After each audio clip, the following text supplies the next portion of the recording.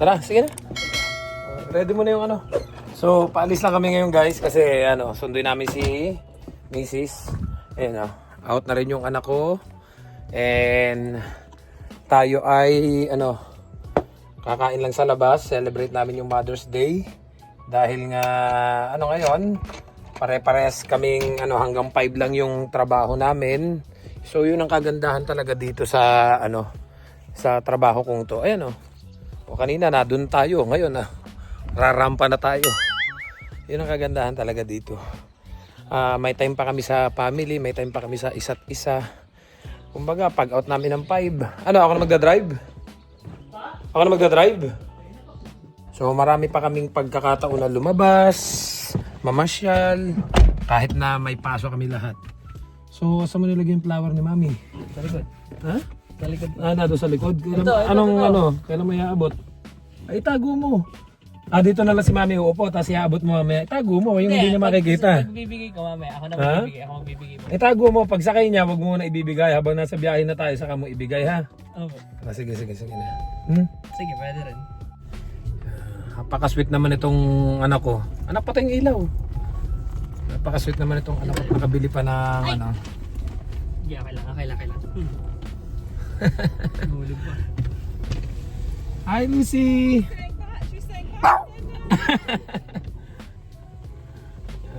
Yan si boss. Kasama yung anak ni Winowok. Napakagaan lang talaga ng buhay namin dito. Can you imagine, Tama kasi ang gusto. Ano sabi? Maganda nga si Mickey. Maganda talaga maganda talaga anak si Mickey. Para siyang pinaghalong JC Mendiola na Liza Soberano. Galing Maganda talaga siya. Kanina katulong namin doon. Nagbibiroan kaming tatlong magkakatulong doon kasi tinabunan namin yung dinag-anang kong mga pakain nung minsan na hinarvest. So sabi ko, ba't pinagtatrabaho mo si Mrs. Mother's Day? Natawanan nga kami kanina. Sabi ko, wala ba kayong plano ngayon na lumabas kasi Mother's Day? So kagandahan ngayon, may time na sila na alagaan yung anak nila.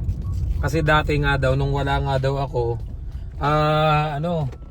yung mga bata, napapabayaan nila.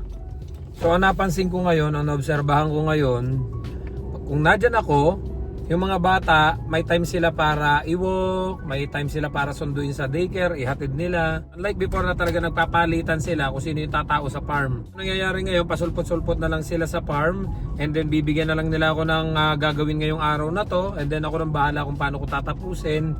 And then minsan, maghapon talagang nagbe-break na lang ako ng akin, umuwi ako ng akin. Alam mo yung wala na nagbabantay sa'yo, wala din naman akong time in, wala akong time out. Magbe-break ako ng sakin and then babalik na lang ako para tapusin ko yung gagawin ko, para maiwanan ko ng pagkain yung mga baka sa hapon hanggang sa magdamag na yon. Kasi kinabukasan pagpasok ko, naka-ready na yung pagkain nila. Paandarin ko na lang yung feed wagon and then i-distribute ko na lang doon sa mga baka. Usually kapag ganitong araw, yung anak ko after ng work, nagba-volleyball pa yan. Meron ditong recreation center na madaming activities, pwede kayong mag-basketball, volleyball, etc. Ano pang mga anak doon? May swimming din ba doon? Meron po. Swimming, Maraming activities doon. Kaya nga lang, sabi ko, anak, huwag ka munang mag-volleyball kasi Mother's Day celebrate lang natin to, sunduin natin si Mami. So yun ang nagustuhan ko talaga dito sa sitwasyon namin ngayon dito. Unlike before nung nasa Abbotsford na wala na kaming halos time sa isa't isa. Yung uuwi ako ng hapon and then ang ending babalik din ako nung gabi. Kasi nga may pasok ako hanggang madaling araw. Alam niyo yung bitin. Hindi ka dito hanggang 5 lang, out na ako, wala na akong trabaho. Si Mrs. naman, ito susunduin natin dito. Yung trabaho niya is hanggang 5:30 pero ngayon nag-out lang siya ng hanggang 5 Yung anak ko ngayon lang hanggang 4. Anak, every Sunday ba? Hanggang 4 ka lang talaga? Next week day off na ako. Ng Sunday? Oo. O ganun? Opo. Kasi sabi ko po sa inyo, di ba, yung isa kong kasama sa front, may schedule siya ng college.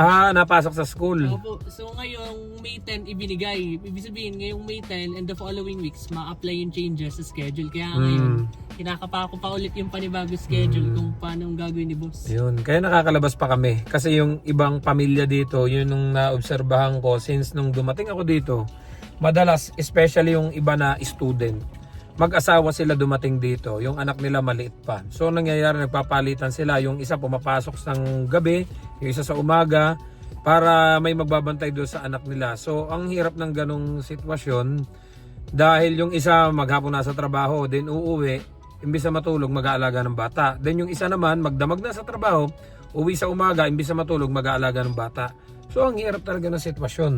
Yung iba naman pamilya na pinangarap nilang madala yung pamilya nila dito, sabi nga nila, gusto ko madala yung pamilya nila dito para magkasama-sama kami. Ang ending, nung dumating dito, hindi na sila nagkakasama-sama. Kasi lahat naging busy na. May kanya-kanya ng trabaho and bihira ng magpangita. Which is, yun ang ayaw ko. Kaya nga sabi ko, ayoko matulad sa ganung klase ng sitwasyon. Pero hindi ko naman masisisi yung iba. Dahil magkakaiba tayo ng kapalaran. Sabi ko, kaya ko dinala yung pamilya ko dito para makasama ko. Pero ang ending kasi doon sa iba, dinala yung pamilya dito para makasama. Ang ending, hindi na sila nagkikita-kita.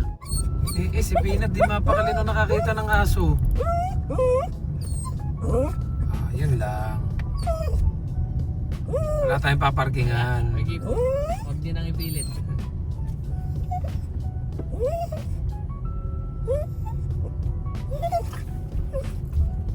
May sasakyan sa likod eh. Yan, wag na. Dito na, dito na. Diyan yan sa loob, ano. Dito na ibigay. Hi! Happy Mother's Day! Peanut, no, no, no, no, no. No. Excuse me, Peanut. Excuse me. Uy, walang yan. Kaya ka pala late eh. Patingin. Happy Mother's Day! Gawin nyo, go. Kaya pala sabi ko, bakit parang ang bango, may babango. So next week bago na i-schedule mo. Apo. Pero this week, pare-pares tayong Tuesday, Wednesday. Apo. Oh, so makakabalik kami ng ano. Makakabalik kami ngayon ng Abbotsford. So pupunta kami last day namin bukas. And then sa Tuesday punta kami ng Abbotsford para lang kunin yung mga natitira naming gamit kina kuya. Pero bago kami pumunta doon, may mga imimit kaming sa marketplace na kailangan namin. And then mag-ikot-ikot lang, bili na rin ng ilang kailangan na ano sa TNT, ganon. Hasta paalala nyo, maglista na kayo ha. And then sa pahapon, saka kami pupunta kina kuya kasi may pasok din si kuya dyan eh. And then balikan lang din kami. Kasi marami pa kami gagawin dito sa bahay na dapat naming ayusin. So dumaan lang kami dito guys sa ano, yan sa H-Mart. Dinahan ko muna dito para kumain muna ng ano, kung anong makakain niya, pika-pika. Gusto mo Starbucks? Ayan. Starbucks. O gusto mo mag-donut, masarap dyan. Ayun, then pagkatapos dito, saka kami dediretso doon kasi yun yung gusto namin kainan eh. Eh yung ano ko, nagsawa na yata. Ayan anak, ito masarap dyan oh. Itong barbecue chicken na to, yan, baka masarap dito. O, gusto mo i-try dyan? Gusto mo, dito na lang tayo. Ayan, so enjoy lang muna kami guys. Happy Mother's Day sa inyo lahat. Naku, wala pa lang, di ko dala yung pinaka. Bayad muna sa parking, baka makalimutan na naman eh. Ayan o, ang ending, yung anak ko bumili ng Korean fried chicken. Ang ending eh, dito din kami kakain sa yun, sa may lechona, sa may Gempoy. Sarap kasi talaga dito. Ikaw nang magbayad ng ano, parking. Wala ka bang card? Ako na pala. Ayan. Minsan kasi nakalimutan namin ang ending eh, ano. Nakakain na kami. Saka namin naalala na magbayad ng ano, parking. Yun. So nakabayad na tayo, 2 hours lang. Then pagkakain dito, baka ikot-ikot, gala-gala ng konti. And then uwi na uli kami kasi may pasok pa kami lahat bukas. Last day namin lahat. And then sa Tuesday, punta kami ng Abbotsford. Ayan, Gempoy.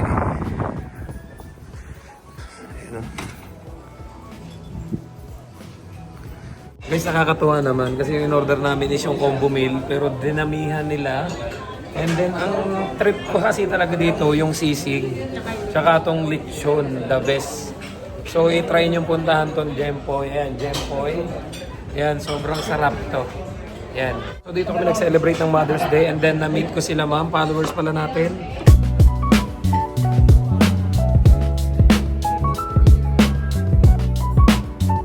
Guys, ito yung the best na lechon dito. Talaga, magsasawa kayo. So, grabe. Busog na busog kami. Guys, pasyalan nyo to. Gempoy's Lechon. Dito lang siya sa tapat ng Value Village. So, isearch nyo lang pagdating nyo dito sa mga kababayan natin na pupunta dito sa Victoria at wala kayong makainan, itry nyo tong Gempoy's Lechon. Grabe, lahat, wala akong masabi, lahat natikman na namin. Yung lechon belly nila, yung sisig nila, yung bulalo, ano pa ba anak? Lahat masarap, di ba? Yung dinuguan. So lahat so far, lahat ng natikman namin, grabe. Lahat panalo. And nag-take out pa nga kami and na-meet ko din yung pinakang owner, si Chef James. Grabe, napakabait nila. And ngayon, yeah, sure.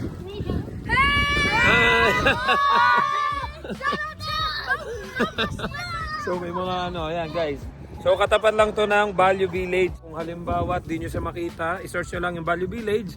So tatawid lang kayo, ito na yung Gempoy's Lechon. O sige, magba-Value Village ka muna. O yun, so kadalasan, pagkakain namin dito sa Gempoy, ayun lang yung Value Village. Nagba-Value Village muna si Mrs. Kasi may mga binibili siyang mga kailangan na gamit sa bahay.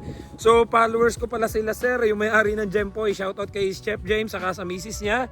And maraming salamat dahil busog kami, sobra. Eh nung minsan pa pala niya kami inaabangan.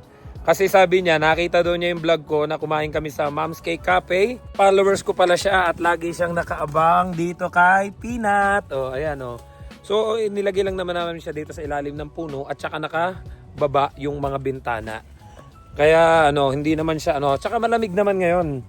Yan, so ilalagay lang muna natin dito and iwawalk ko muna si Peanut. Actually guys, we have no idea na followers pala natin yung may-ari ng Gempoy. Kasi weekly nakain kami dyan. Minsan twice a week. Uwi na Peanut. Oh, tapos ng gala. Ayan, galing na kami dito sa Value Village. And then papahinga na rin kasi may pasok pa kami bukas. Peanut, ano na naman yan? Naku, dyan ka pa But umihilang Ayun sa Enchong Doon pa sa Gempoy. Tara na anak! Let's go! Yan. So, kung pupunta kayo dito sa Gempoy, guys, ayan. So, ayan yung Gempoy. Ayan yung Value Village. So, dito na kayo mag-park. Ayan. Mura lang yung parking dito. 1 hour is $3.50. So, pag-park nyo dito, ayan public pay parking. Nakikita nyo, ayan, public pay parking. So, ayan lang. Pay here. Diyan kayo magbabayad. Kagandahan guys dito, laging maluwag tong parking. So kung ma-timing na walang space, on the other side, doon sa kabila na kanto, meron din dong public pay parking. Pwede din kayo mag-park doon. Pero dito kami lagi nagpa-park kasi, yun nga, diyan kami lagi nakain sa Gempoy. So para kita namin yung sasakyan na dito lang sa front namin. So tara, let's go! Buksin muna yung mga binili ni Mami. Oo nga, pero buksan mo kahit naman nasa ang susi. Ayun, hindi madetect